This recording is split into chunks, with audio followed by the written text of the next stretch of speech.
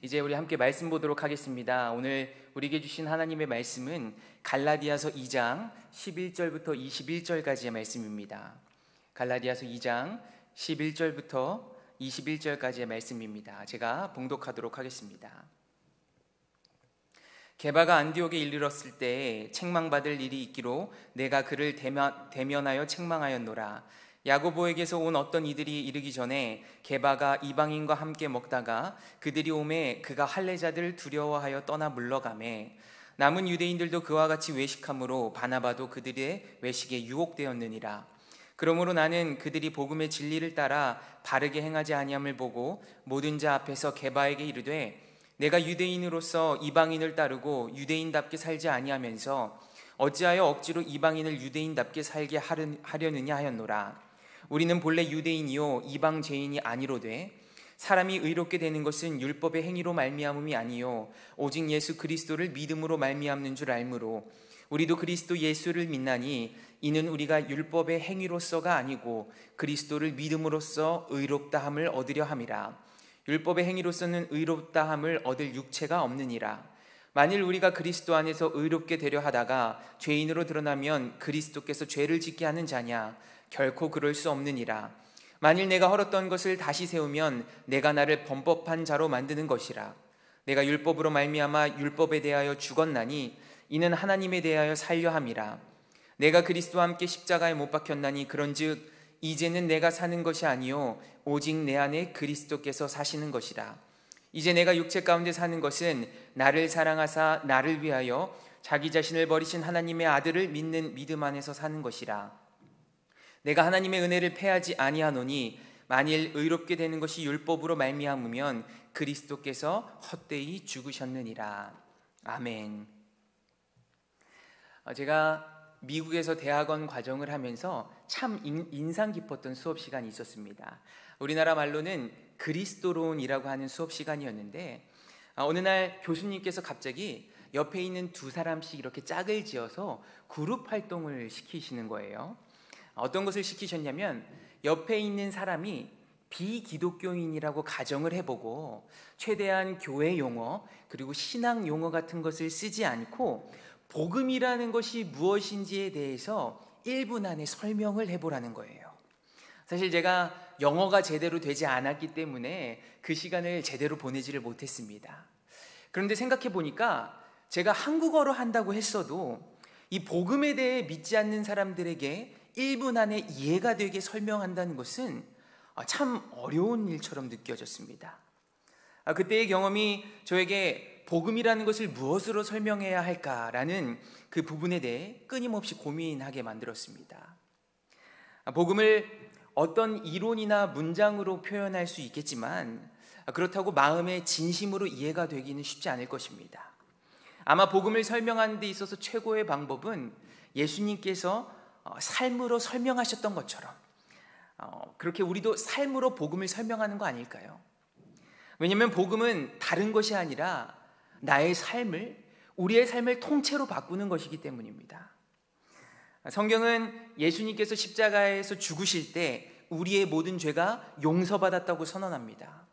뿐만 아니라 우리를 끊임없이 죄의 종노릇하게 만드는 그 우리의 옛사람도 예수님과 함께 십자가에 죽게 되었다고 선언합니다.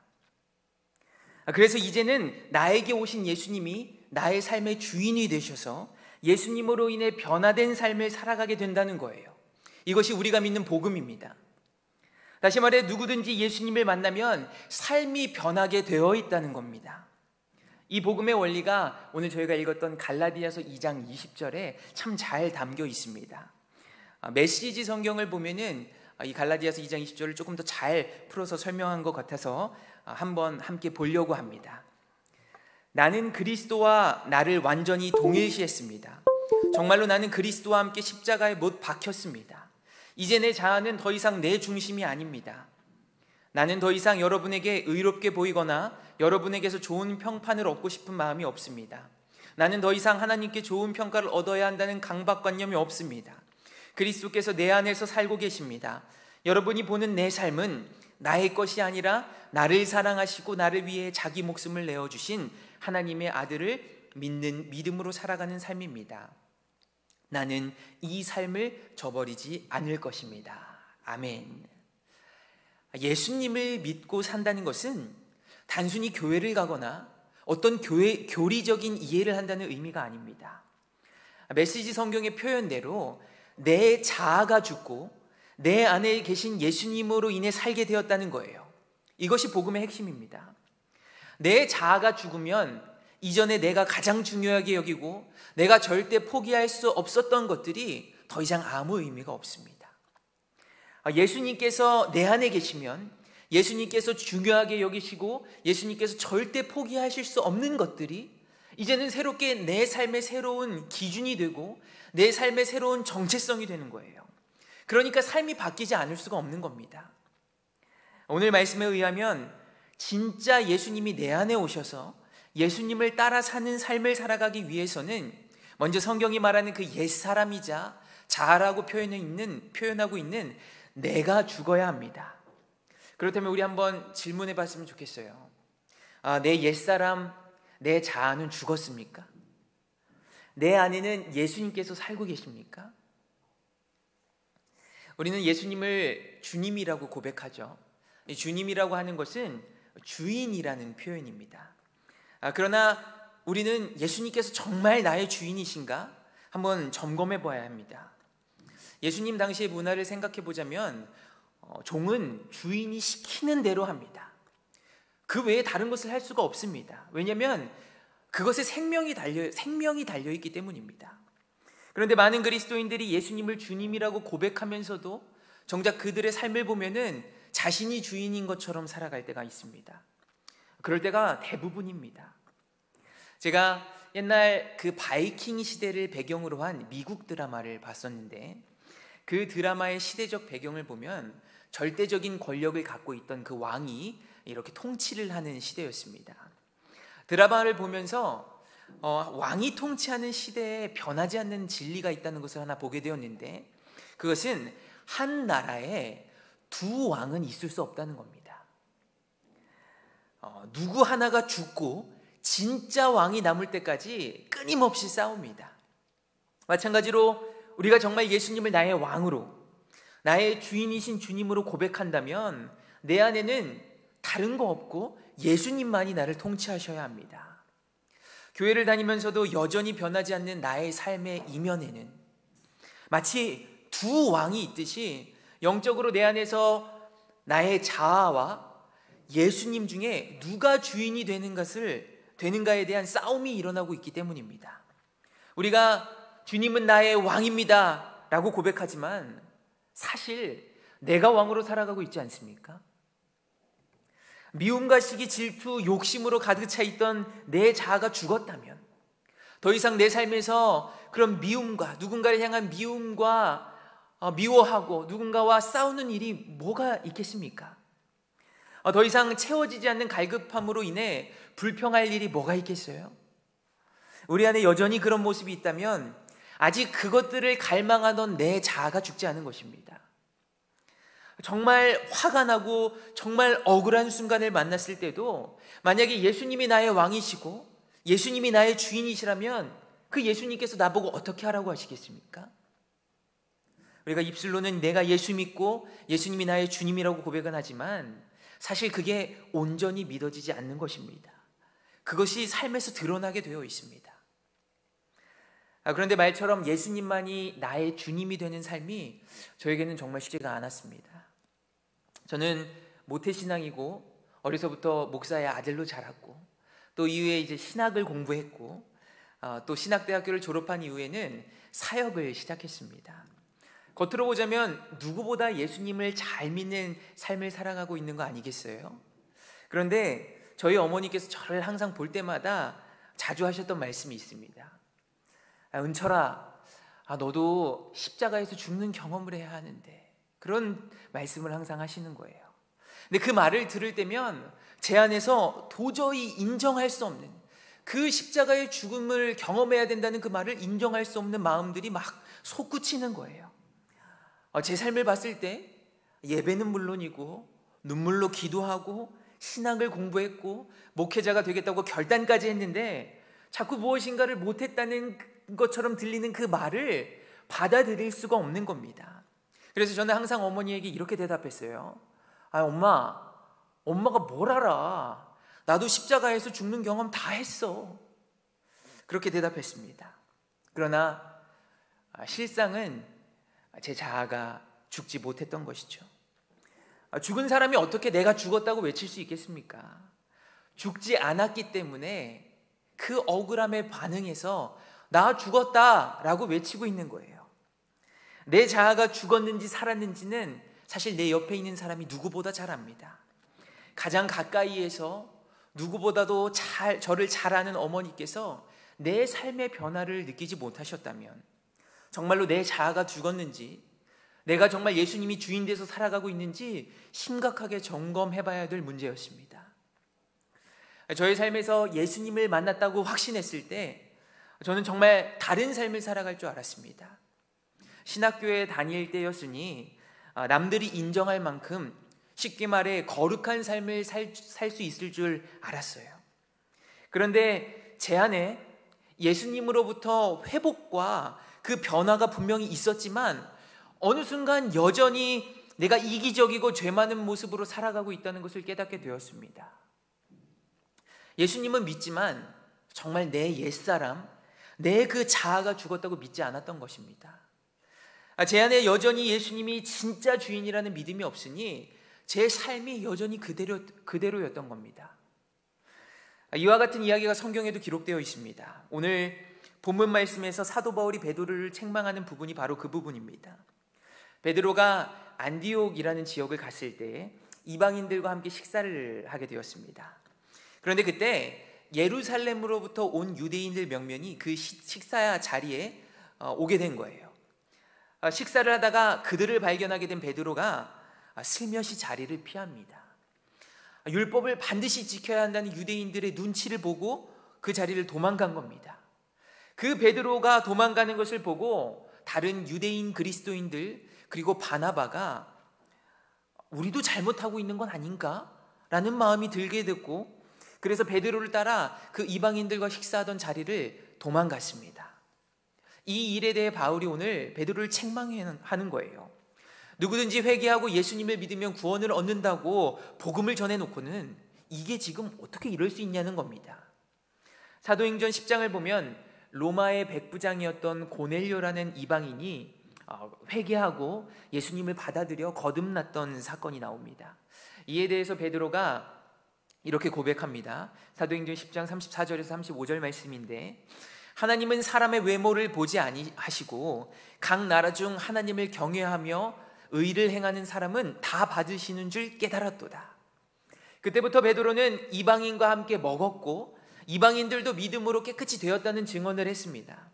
그런데도 불구하고 오늘 율법주의 유대인들 앞에서 이방인들과 함께 먹지 않고 도망간 거예요. 이 일에 대해 바울이 지금까지 말한 그 하나님의 사랑, 베드로 너가 말했던 하나님의 사랑이 도대체 무엇이냐며 책망했습니다.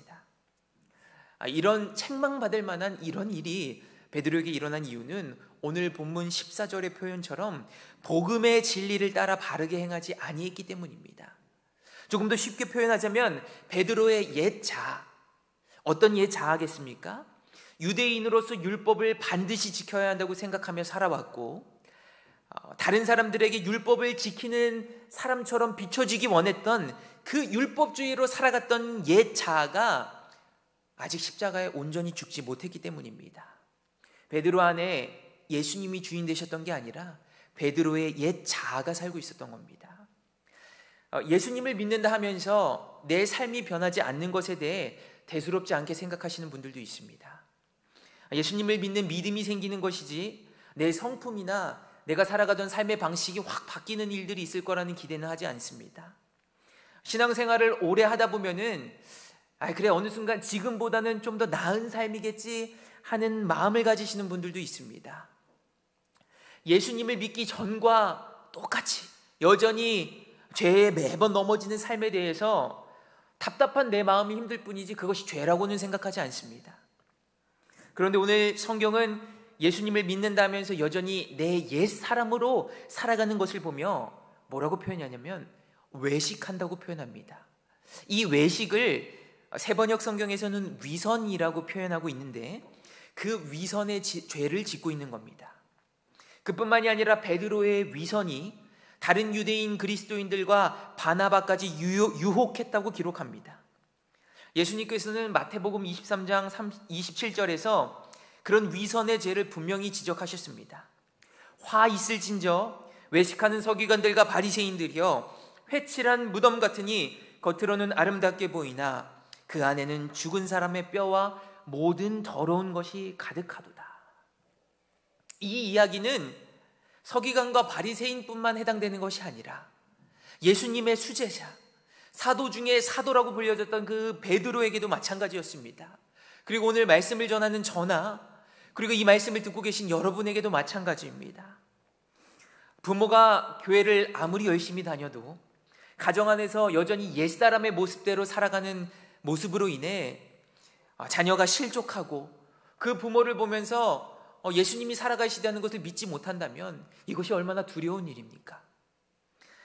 저는 목회자에게 가장 두려운 일은 가족이 그 목회자의 삶을 보고 주님을 바라보지 못하는 일이라고 생각했습니다. 제가 저희 부모님께 정말 가장 감사한 것 중에 하나는 목회자로 살아가시는 부모님을 통해 예수님이 계신다는 것을 제가 믿었고 바라보게 되었기 때문입니다. 다른 사람은 몰라도 가장 가까이에 있는 사람들, 그 사람은 내가 정말 예수님 믿고 살아간다는 것을 알 수 있어야 정말 내가 예수님으로 인해 구원받은 정말 복음의 소식을 들은 자의 삶이라고 말할 수 있지 않겠습니까? 얼마 전 신문에 1952년에 발급된 영락교회 교인 증명서가 6.25 당시에 이 한강을 건널 수 있는 그 신분 증명서의 역할을 했다라는 기사를 보게 되었습니다. 교회를 다닌다는 사실로 그의 삶, 그의 그 신분이 보장되었다는 거예요. 실제로 예전에 우리나라에서는 그 기독교인은 믿지 않는 사람들로부터 뭔가 다르다는 이야기를 들었습니다. 보통 그 세상의 방식과는 다른 삶을 살았기 때문이에요. 세상 사람들과는 달리 더 이해하고 더 참고 더 나눠주고 더 사랑하는 삶을 살았기 때문입니다. 쉽게 말해서 내 자아가 죽고 예수님이 주인 되는 삶을 인정받은 겁니다. 그런데 시대가 지나면서 교회 다니는 사람이나 세상 사람이나 똑같다는 평가를 받게 되었습니다. 더 나아가서 요즘은 교회 다니는 사람이 안 다니는 사람보다 더 심하다고 평가를 받습니다. 심지어 믿지 않는 사람들로부터 신뢰를 잃으면서 이제는 교회를 향해 참 듣기 민망할 정도의 표현을 하면서 교회를 비난합니다. 왜 이렇게 되었습니까? 그 이유가 분명합니다. 예수님을 믿는다 하면서 여전히 그 옛사람, 자아가 죽지 않는 채로 살아가기 때문입니다. 그렇다면 어떻게 해야 내 옛사람, 내 자아가 죽을 수 있을까요? 우리가 죽어야 된다고 하는 것을 알고 있고 정말 그래 내 옛사람 한번 죽어보자 하면서 노력도 합니다. 내 삶이 정말 예수 믿고 바뀐 삶을 살아보기를 노력도 합니다. 그것을 놓고 기도도 하죠. 그런데 실제로 아무리 그래도 매번 죄에 무너지는 삶에 좌절합니다. 그런 좌절은 열심으로 신앙생활했던 오늘 사도 바울도 마찬가지였습니다. 사도 바울도 자신의 자아가 죽지 않는 모습에 대해서 탄식했습니다. 로마서 7장 24절에 이런 탄식을 하는데 오호라 나는 공고한 사람이로다 이 사망의 몸에서 누가 나를 건져내랴. 저도 제 안에 있는 그 악한 죄의 본성을 정말 없애고 싶었습니다. 진짜 그리스도인처럼 살아보겠다고 신앙서적도 보고 그리고 성경 말씀을 보면서 다짐도 하고 눈물을 흘리며 소리를 지르며 기도하며 정말 주님 앞에 나아가 보겠다고 최선을 다해봤습니다. 그런데 그 결과가 참 너무 비참했습니다. 저도 사도 바울의 탄식과 똑같은 탄식이 제 삶에 나오게 되는 거예요. 오죽하면 제 속에 있는 그 저의 자아를 보면서 야 죽여도 끊임없이 살아나는 마치 공포 영화의 좀비 같다고 생각했습니다. 저는 정말 노력형의 사람인데요. 그런 말도 있죠. 다이어트에 성공하는 사람은 독한 사람이라서 조심해야 된다고. 근데 제가 바로 그런 사람입니다. 저는 노력으로 27kg을 뺐던 사람입니다. 대단하죠? 얼마나 독하길래. 그리고 공부를 할 때도 제가 머리가 좋은 것은 아닌데 정말 이 근성과 노력으로 그래도 꽤 잘 해내곤 했습니다. 웬만한 노력으로 많은 것들을 이루며 살았다고 생각했고, 또 보통 사람들보다 더 근성이 있는 사람이라고 생각했습니다. 근데 아무리 근성을 갖고 아무리 노력해도 이것만큼은 정말 안 된다고 생각했던 것이 바로 제 자아를 죽이는 일이었습니다. 내가 이렇게 노력해도 안 되는 거라면 웬만한 사람은 다 실패할 거라고 생각했습니다. 정말 냉정하게 대부분의 사람이 불가능한 것을 성경이 하라고 있구나 라고 생각했습니다. 너무 어렵다 보니까 이 자아를 죽이는 일이 너무 어렵다 보니 어느 순간 그냥 내 자아가 죽는 것을 포기하며 살기도 했습니다. 그러나 성경은 우리 보고 죽으라고 하지 않습니다. 성경은 내 노력으로 죽을 수 있는 일이라고 이야기하지 않습니다. 성경은 내 옛사람, 내 옛 자아의 죽음에 대해 분명하게 선언하고 있는데, 뭐라고 선언하고 있냐면 내가 그리스도와 함께 십자가에 못 박혔나니. 신앙생활을 열심히 하다 보면 언젠가는 내 자아가 죽을 것이라고 이야기하는 것이 아니라 이미 내가 그리스도와 함께 십자가에 못 박혔다는 거예요.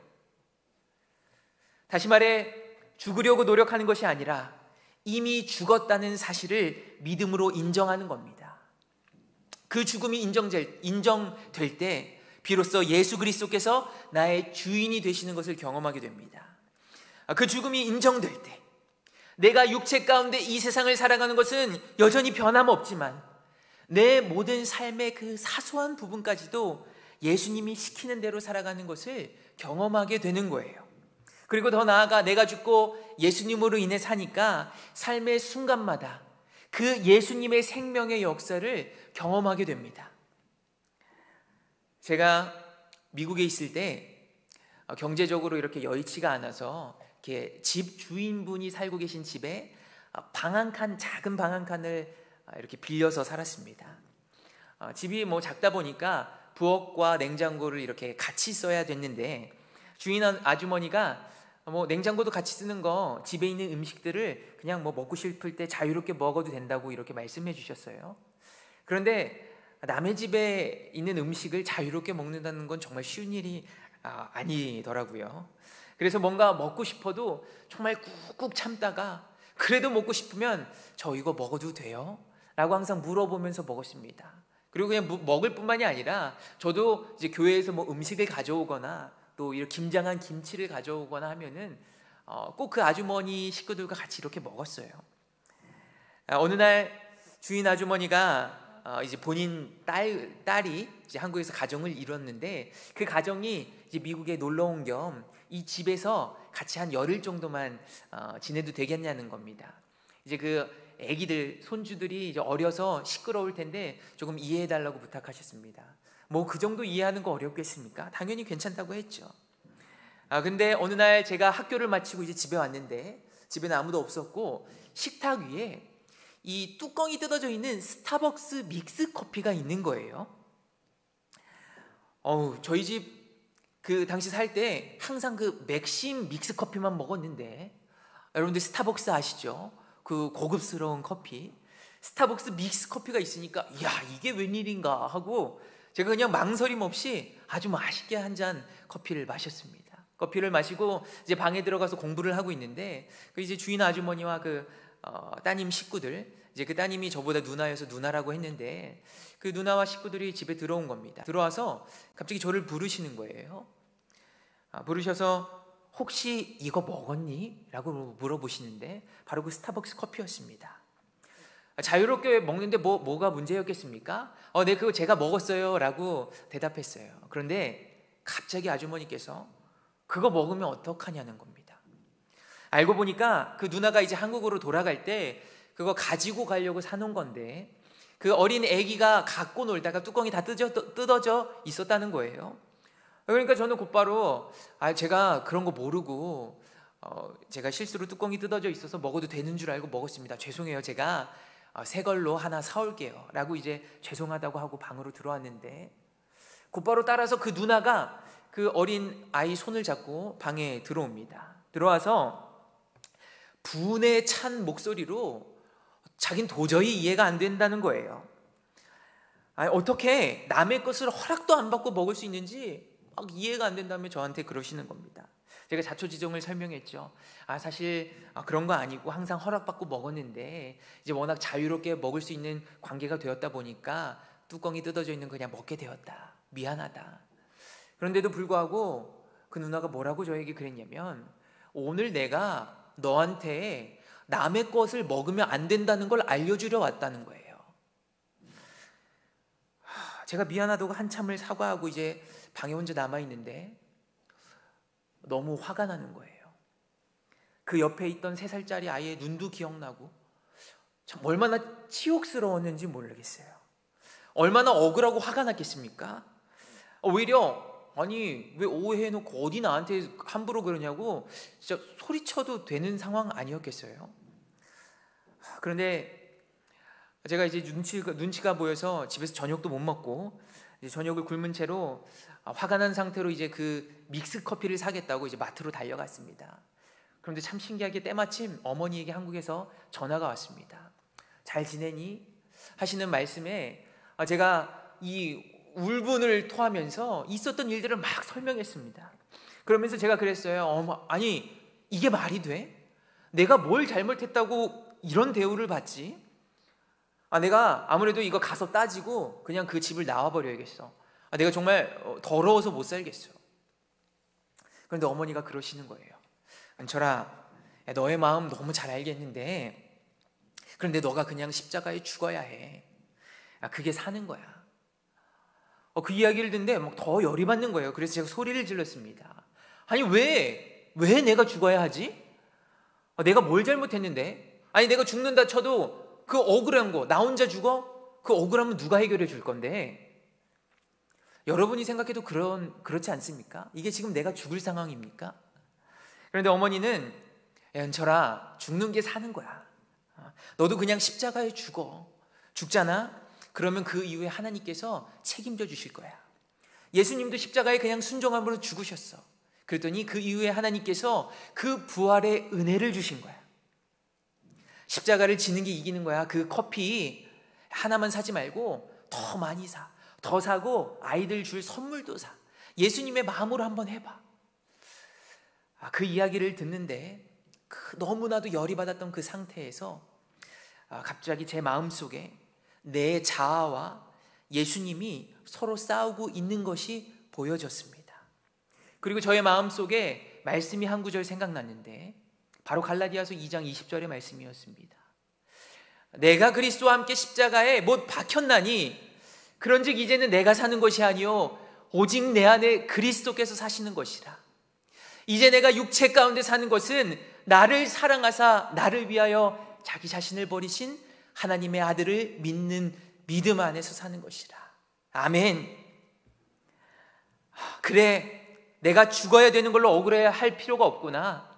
이미 나는 예수님과 함께 그리스도와 함께 십자가에 못 박혔구나. 나는 죽었구나. 마음에 깨달아졌습니다.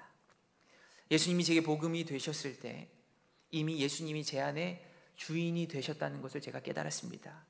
그러면서 동시에 제가 수년 전 참석했던 2011 코스타 코리아의 그 주제의 문구가 생각나는 거예요. 세상을 바꿔라 예수의 심장으로. 이런 문구였습니다. 예수님을 믿고 나서 나의 자아는 죽은 것이고 이제 나는 예수 그리스도의 심장으로 살아가는 겁니다. 이후에 제가 기쁨으로 순종했습니다. 당시 경제적으로 어려워 밥 사 먹을 돈도 없었는데 그 스타벅스 믹스커피 제가 가지고 있는 돈 탈탈 털어서 정말 많은 종류의 커피 샀고 그 아이들 줄 선물도 사갔습니다. 사서 줄 때 막 억울하고 분에 찬 표정이 아니라 이렇게 미소로 사랑스러운 표정으로 제가 정말 죄송하다고 이걸로 마음 좀 풀어달라고 이렇게 이렇게 드렸어요. 그러더니 그 누나가 오히려 저한테 자기가 미안하다고 사과하는 겁니다. 제 자아가 죽으니까 그 안에 사랑의 열매가 생겼습니다. 한참을 더 살다가 이제 그 집에서 이사를 하게 되었고, 이제 이후에 소식을 듣게 되었는데, 그 주인 아주머니의 남편분인 그 주인 아저씨가 사고를 당하게 돼서 전신마비가 오게 되었다는 거예요. 제가 그 소식을 듣고 한국으로 돌아오기 전에 그 아주머니를 이제 찾아갔습니다. 찾아뵙고 제가 당시 수중에 있던 모든 돈을 다 이렇게 아주머니께 도와드리면서 예수님만이 소망이라고 복음을 전했습니다. 그 후로 3년이 지난 지금도 그 주인 아주머니께서는 저에게 연락을 주시고, 그리고 저도 그 아주머니를 위해 기도하는 관계가 되었습니다. 이제는 이모 그렇게도 불러요. 제 자아가 십자가에 죽고 예수님이 내 안에 주인이 되셨을 때 저도 살고 그 아주머니도 살아나는 그 놀라운 생명의 역사가 일어난 겁니다. 어떤 분은 왜 자꾸 나만 죽으라고 하는지 억울해 하시는 분도 계십니다. 나만 희생하는 것 같고, 나만 포기하는 것 같고, 나만 죽어야 하는 것 같아서 그것이 억울하게 느껴지기 때문입니다. 그러나 내가 죽는 것이 억울한 일이 아닙니다. 내가 죽는 것이 손해보는 것이 아닙니다. 내가 죽을 때에야 진정으로 예수님께서 역사하시는 구원의 삶을 살아가기 때문입니다. 내가 죽어야지만 예수님으로 인해 예수님이 나의 주인이 되셔서 살 수 있게 되기 때문입니다. 억울한 것으로 치자면 예수님보다 억울한 사람이 이 세상에 어디 있겠습니까? 아무 죄가 없으신 예수님이 우리의 죄 때문에 십자가에 달리셨습니다. 그런데 예수님께서 십자가 위에서 순종하셨을 때, 순종함으로 죽으셨을 때 어떤 일이 일어납니까? 하나님께서 책임져 주셨습니다. 영원한 생명을 주시는 그 부활의 은혜를 일으키셨습니다. 십자가에 죽음이 없었다면 부활도 없는 거예요. 마찬가지입니다. 우리도 십자가에서 나를 못 박을 때 하나님께서 내 삶을 책임져 주십니다.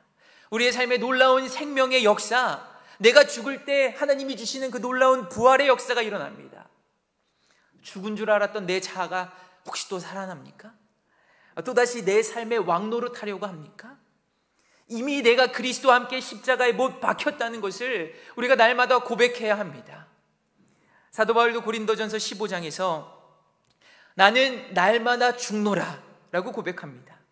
사도 바울도 매일매일 죄의 본성을 가진 옛사람, 그 내 자아가 살아나기 때문이에요.